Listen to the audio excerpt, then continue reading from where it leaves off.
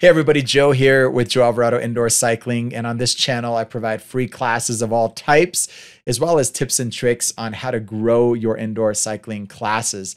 And this is one of those videos. And in fact, I'm starting a new series with this video on how to grow your class.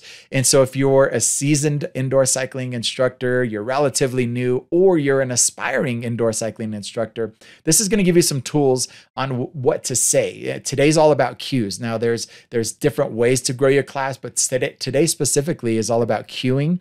What can I say to help people understand what I want them to do? And so if you have ever taken one of my online classes or my in-person classes, you're going to hear me say something that I'm really known for saying. And it's this phrase called find it, fill it, keep it. Now I want to show you a little bit about what I mean by each one of these words. So the first thing I'll say is find it. Now, you probably have a goal in mind for a certain challenge or for the class.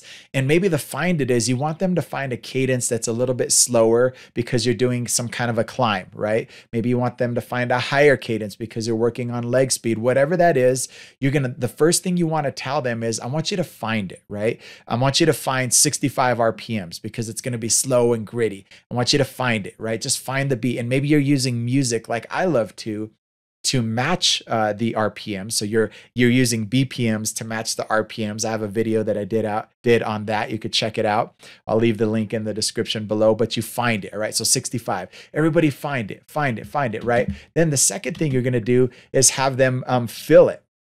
That's the second thing, okay? So fill it. Now the fill it is the amount of resistance that you want them to have on the bike. So again, if it's something slower, heavier, you're gonna say, I want you to find it. Now add enough to feel like it's a 5 out of 10 or a 6 out of 10, or maybe you're really gritty and it's a 7 out of 10 and it feels like an uphill battle. You find the cadence, you fill the cadence, and then the last thing you're gonna do is keep the cadence.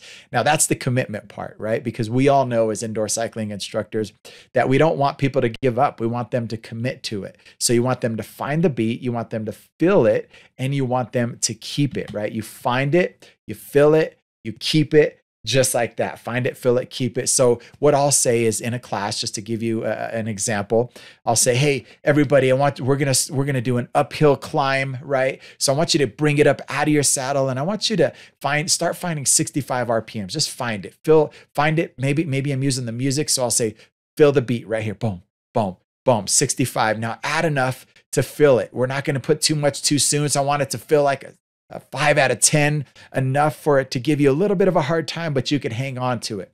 Now, I want you to sit it down and keep it. You find it, you add enough to fill it, you keep it. Finding it is where I want you to be. Filling it is what I want it to feel like.